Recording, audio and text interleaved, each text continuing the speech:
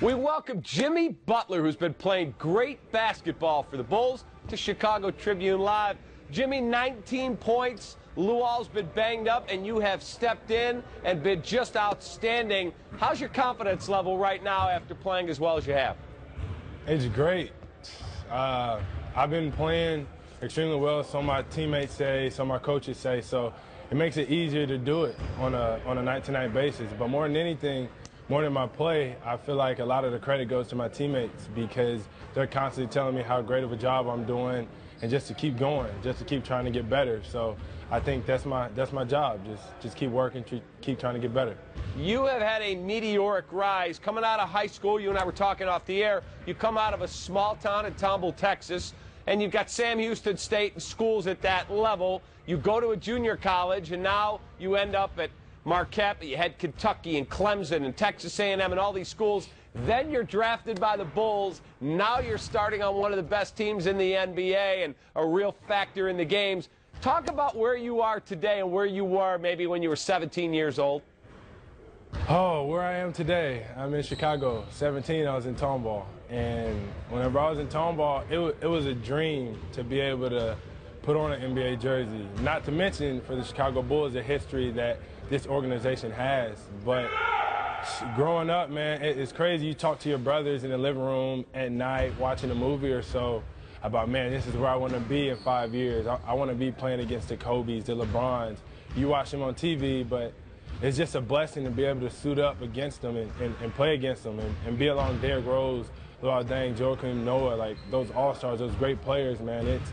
It's amazing. It's a blessing. And it's something that you dream about until you work hard enough and you make it a reality. What is it like playing for Tom Thibodeau? Because your team has had some huge wins. I mean, beating the Lakers, beating Miami, not to mention 3 times over the Knicks. What is he like day to day for you to deal with? He's an energetic winner. That's what he is. He's all about winning, and he's all about his team. I feel like that's what everybody is on this team. They all want to win. We don't care about ourselves. It's all about a team, a group effort, and everything that we do. So it's easy to have a coach like him, even though he's a hard-nosed defender, and he'll give you your freedom on offense as long as you go down and you do what you're supposed to do on the defensive end. I think that's a big part of him being a leader of our team, along with Derrick, Lou, and all the other guys, because we're always putting that next guy first. We're always putting the team first. At the start of the year, I looked at your team, and I used to coach. I think I know a little bit about basketball, and I said, they'll be okay. They'll win 43, 44 games, tops, until they get Derrick back, and then maybe they're a better team, but still going to be a tough season to maybe try and have championship dreams. And here we sit now on January the 29th, and you guys are one of the better teams in the East, and when Derrick comes back, you have a legit chance to make a run in the playoffs. Why are you guys so much better than a lot of us gave you credit for?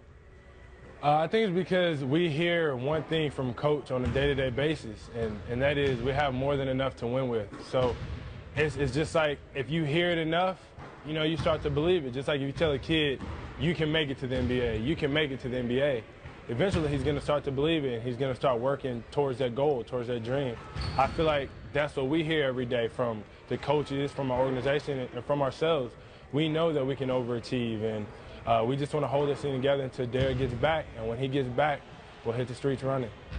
Do you have any interest in dreams of playing in the rookie-sophomore game? Is the All-Star game something that motivates you down the road? Because you are playing exceptionally well, and that rookie-sophomore game should be something you would be involved in. I've heard a lot about it lately from my teammates and the family, but to tell you the truth, I really don't think of it like that. I'm real big on trying to win a championship for the Chicago Bulls. I feel like that's what everybody on our team wants. I feel like All-Star Weekend, that's an individual thing. Yeah, it'd be fun, don't get me wrong, but I try to take everything one day at a time. When All-Star Weekend gets here, if I'm in it, I'd love to participate. But other than that, I like to take it one day at a time and worry about the Milwaukee Bucks we have coming up next. Jimmy, before we let you go, what is the ceiling for you? Where do you see yourself? You said to your brothers watching a movie, I want to be playing against the Kobes and LeBrons in 5 years. Where do you see yourself 3, 4, 5 years down the road, because you have really improved over the first 1.5 seasons in the NBA? That's a good question. I have no idea. I know if I stop working, I won't get any better. So my job is to keep working. That's what I want to do. I want to be able to help this team in any way that I can. So I'll never stop working. As far as my ceiling goes, I have no idea.